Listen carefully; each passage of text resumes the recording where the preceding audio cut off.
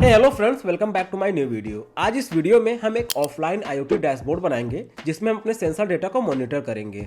और इस डैशबोर्ड को बनाने के लिए हमें यहाँ पे कोई भी इंटरनेट कनेक्टिविटी की जरूरत नहीं है, ये कम्प्लीटली ऑफलाइन होगा। यहाँ पे हम अपने ESP32 का यूज करके एक वेब पेज को होस्ट करेंगे जिसको हम अपने फोन या लैपटॉप के ब्राउजर में ओपन करके अपने सेंसर डेटा को मॉनिटर कर सकते हैं।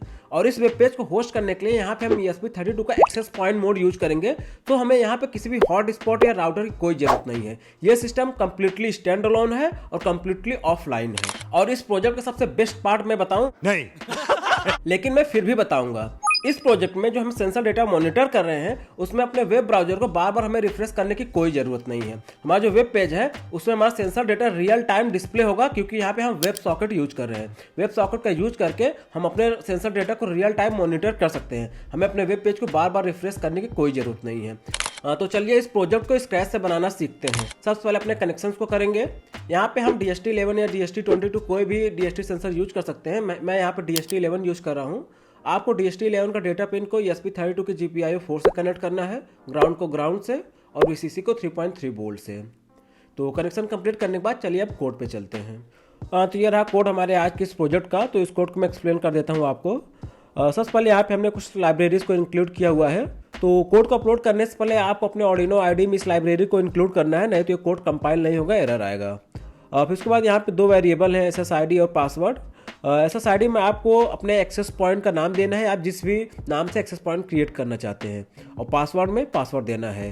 तो इन दोनों SSID और पासवर्ड का यूज करके हमारा ESP32 एक वाईफाई ब्रॉडकास्ट करेगा, जिसको कनेक्ट करके हम वेब पेज को ओपन करेंगे। फिर उसके बाद यहाँ पे हम एक वेब सर्वर क्रिएट कर रहे हैं पोर्ट नंबर 80 पे। जो पोर्ट 80 है वो HTTP का एक डिफ़ॉल्ट पोर्ट होता है। फिर उसके बाद यहाँ पे हम एक वेब सॉकेट क्रिएट कर रहे हैं। बेसिकली ये वेब सॉकेट एंड पॉइंट है। यहाँ पे हम वेब सॉकेट इसलिए यूज कर रहे हैं क्योंकि हमें रियल टाइम कम्युनिकेशन चाहिए अपने ब्राउजर और ESP32 के साथ में, क्योंकि हम रियल टाइम डेटा मॉनिटरिंग करेंगे विदाउट पेज को रिफ्रेश किए हुए। फिर उसके बाद यहाँ पे DHT पिन को डिफाइन किए हुए, किस पिन पे हम अपना DHT सेंसर कनेक्ट कर रहे हैं। तो यहाँ पे मैं पिन नंबर 4 पे यानी GPIO 4 पे कनेक्ट कर रहा हूँ। आप किसी भी पिन पे कनेक्ट कर सकते हैं, बस वो यहाँ पे GPIO डालना है। फिर उसके बाद यहाँ पे हम कौन सा DHT टाइप यूज कर रहे हैं। मैं यहाँ DHT11 यूज कर रहा हूँ, तो यहाँ DHT11 है। आप यहाँ DHT22 या DHT21 कोई भी यूज कर सकते हैं। फिर उसके बाद यहाँ पे एक DHT ऑब्जेक्ट क्रिएट किए हुए हैं जिसमें अपना DHT पिन और DHT टाइप पास कर रहे हैं। फिर उसके बाद यहाँ पे दो वेरिएबल है, टेम्परेचर ह्यूमिडिटी, ये फ्लोट टाइप का वेरिएबल है जिसमें हम अपने टेम्परेचर और ह्यूमिडिटी वैल्यू को स्टोर करेंगे। फिर उसके बाद यहाँ पे एक फंक्शन डिक्लेरेशन है जिसका नाम है सेंसर डेटा। इस सेंसर डेटा फंक्शन के अंदर एक सेंसर डेटा नाम का स्ट्रिंग टाइप का वेरिएबल है जिसमें हम अपने टेम्परेचर और ह्यूमिडिटी वैल्यू को एक सिंगल स्ट्रिंग में स्टोर कर रहे हैं, और फिर उस सिंगल स्ट्रिंग को अपने इस फंक्शन में पास कर रहे हैं जो कि है WebSocket.TextAll। इस फंक्शन का यूज करके हम अपने जितने भी क्लाइंट हैं, यानी कि जितने भी ब्राउजर कनेक्टेड हैं, सब में हम अपना रियल टाइम डेटा को सेंड करें, ताकि हमारा रियल टाइम डेटा जितने भी क्लाइंट कनेक्टेड है, क्लाइंट का मतलब यहाँ पे जितने भी ब्राउजर कनेक्टेड है हमारे ESP32 से, सब में अपडेट हो जाए। फिर उसके बाद यहाँ पे एक दूसरा फंक्शन है रीड सेंसर। रीड सेंसर में हम सबसे पहले यहाँ पे हम टेम्परेचर को स्टोर कर रहे हैं, यानी कि टेम्परेचर को रीड कर रहे हैं अपने DHT सेंसर से। फिर उसके बाद ह्यूमिडिटी को रीड कर रहे हैं, और फिर सीरियल मॉनिटर पे इसको हम प्रिंट कर दे रहे हैं कि क्या हमारा टेम्परेचर और ह्यूमिडिटी वैल्यू है, मॉनिटरिंग करने के लिए और डिबगिंग के लिए। फिर उसके बाद यहाँ पे हम सेंसर डेटा फंक्शन को कॉल कर रहे हैं, जो कि मैं यहाँ पे एक्सप्लेन किया हूँ। यानी कि यहाँ पे हम सेंसर डेटा को रीड करने के बाद यहाँ पे हम प्रिंट करें अपने सीरियल मॉनिटर में, फिर इस फंक्शन को कॉल करके अपने जितने भी क्लाइंट कनेक्टेड है, यानी कि ब्राउजर है, वहाँ पर रियल टाइम में प्रिंट कर दे रहे हैं। फिर उसके बाद यहाँ पे एक और फंक्शन है on web socket event. Basically ये फंक्शन हमारा जो वेब सॉकेट इवेंट है उसको हैंडल कर रहा है। यहाँ पे जब भी हमारा कोई नया क्लाइंट कनेक्टेड होगा, यानी कि कोई नया ब्राउजर कनेक्ट होता है ESP32 से, तो यहाँ पे हम सीरियल मॉनिटर पे प्रिंट कर देंगे क्लाइंट कनेक्टेड, और एक वेलकम मैसेज जाएगा कनेक्टेड। फिर उसके बाद यहाँ पे हमारा HTML कोड है, एक बेसिक HTML कोड है जो हमारा वेब पेज को बिल्ड करेगा ब्राउजर में।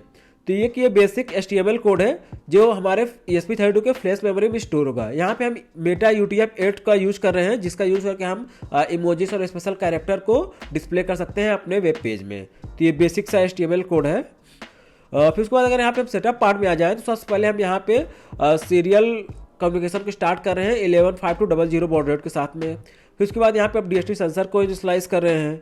यहाँ पे अपने एक्सेस पॉइंट को स्टार्ट कर रहे हैं, जो भी अपने SSID और पासवर्ड को दिया था उससे। फिर उसके बाद यहाँ पे अपने IP एड्रेस को रिट्रीव कर रहे हैं, और फिर उसके बाद अपने सीरियल मॉनिटर पे प्रिंट कर रहे हैं कि ESP32 access point started, connect to WiFi and open HTTP, और यहाँ पे हम IP एड्रेस को प्रिंट कर देंगे, जिसका यूज करके अपने फ़ोन या लैपटॉप के ब्राउजर में ओपन करेंगे तो हमें वेब पेज ओपन हो जाएगा। यहाँ पे हम फिर अपने सर्वर का रूट सेटअप कर रहे हैं, यानी कि जो HTTP है HTTP पेज, उसका एक रूट सेटअप कर रहे हैं। फिर उसके बाद यहाँ पे हम वेब सॉकेट को सेटअप कर रहे हैं। यहाँ पे कोई भी वेब सॉकेट इवेंट होता है तो उसको हैंडल कर रहे हैं। यहाँ पे अपने सर्वर साइड पे वेब सॉकेट एंड पॉइंट को हम ऐड कर रहे हैं, और उसके बाद यहाँ पे अपने वेब सर्वर को स्टार्ट कर रहे हैं कि हमारा जो वेब पेज और वेब सॉकेट है वो रेडी हो गया उसको सर्व करने के लिए। फिर उसके बाद लूप पार्ट में यहाँ पे हम रीड सेंसर फंक्शन को कॉल कर रहे हैं, जो मैं पहले एक्सप्लेन कर चुका हूँ। फिर उसके बाद यहाँ पे web socket cleanup client function को कॉल कर रहे हैं। बेसिकली इस फंक्शन को यूज करके फॉर एग्जांपल हमारा कोई क्लाइंट वो डिस्कनेक्ट हो गया हमारे ESP32 के साथ में, तो जो भी डेटा है उसके साथ कनेक्टेड है उसको क्लीन करने के लिए ये फंक्शन को हम कॉल कर रहे हैं। फिर उसके बाद यहाँ पे हम 2 सेकंड का डिले दिए हुए हैं, यानी कि जो भी हमारा डेटा है वो 2 सेकंड के बाद रिफ्रेश होगा। तो आप इस डिले को चेंज करके कितनी देर में अपने डेटा को रिफ्रेश करना चाहते हैं वो कर सकते हैं। तो इस कोड में इतना ही था। तो चलिए इस कोड को अपलोड करके देखते हैं कि हमारा जो प्रोजेक्ट है वो कैसे काम कर रहा है, कैसा वेब पेज बन के आता है। तो सबसे पहले हम यहाँ पे टूल्स में जाके अपने राइट बोर्ड को सेलेक्ट करेंगे। तो राइट बोर्ड हमारा ESP32 डे मॉड्यूल है, और राइट कम्युनिकेशन पोर्ट को सेलेक्ट करने के बाद इस कोड को अपलोड कर देना है। तो यहाँ पर जो हमारा कोड था सक्सेसफुली अपलोड हो गया है। तो अभी अपने सीरियल मॉनिटर को ओपन करते हैं 115200 बॉड रेट में। तो जैसे देख सकते हैं यहाँ पे हमारा temperature humidity value real time print हो रहा है। तो एक बार अपने ESP32 को रीसेट करते हैं ताकि हमें एक IP मिल जाए। और जैसे कि आप देख सकते हैं यहाँ पे हमें एक IP मिल गई है। इस IP को अभी ओपन करना है। इस IP को ओपन करने से पहले जो भी हमारा ESP32 एक्सेस पॉइंट क्रिएट किया हुआ है उससे कनेक्ट करना है अपने लैपटॉप के ब्राउजर को या फ़ोन के ब्राउजर को। आप जहाँ भी मॉनिटर करना चाहते हैं उसको कर सकते हैं। तो सबसे पहले मैं अपने लैपटॉप के ब्राउजर में दिखाता हूँ। यहाँ पे ये रहा ESP32 IoT डैशबोर्ड। इस पर क्लिक करना है कनेक्ट करने के लिए, और पासवर्ड जो हमने कोड में डाला था 128 उसको डालना है। ज्वाइन क्लिक करेंगे तो कनेक्ट हो जाएगा। तो एक बार कनेक्ट हो गया है। इस IP को कॉपी करके अभी हमें अपने ब्राउजर में ओपन करना है। और जैसे कि आप देख सकते हैं हमें यहाँ पे रियल टाइम टेम्परेचर और ह्यूमिडिटी वैल्यू को मॉनिटर कर सकते हैं, और ये UTF-8 मेटा टैग का यूज़ करके बनाए हैं, तो इसलिए यहाँ पे जो भी इमोजीज वगैरह है वो अच्छे से डिस्प्ले यहाँ पे हो रहा है। तो चलिए अभी अपने फ़ोन के ब्राउजर में ओपन करके देखते हैं कैसे काम करता है। सबसे पहले अपने फ़ोन के वाईफाई सेटिंग को ओपन करना है। यहाँ पे ESP32 IoT डैशबोर्ड मिल जाएगा, इससे कनेक्ट होना है। पासवर्ड था 128 तक, इस पर ज्वाइन करना है। फिर अपने फ़ोन के ब्राउजर को ओपन करना है, और यहाँ पे सेम IP डालना था 1.9.168.4.1। और जैसे कि आप यहाँ देख सकते हैं यहाँ पे हम रियल टाइम टेम्परेचर और ह्यूमिडिटी वैल्यू को मॉनिटर कर सकते हैं।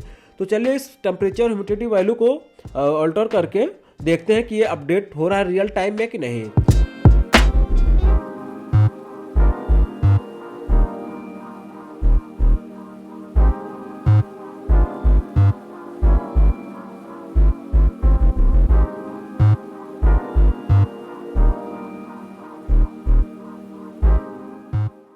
तो बस इस वीडियो में इतना ही। आई होप ये वीडियो आपको अच्छा लगा, आपने कुछ नया सीखा।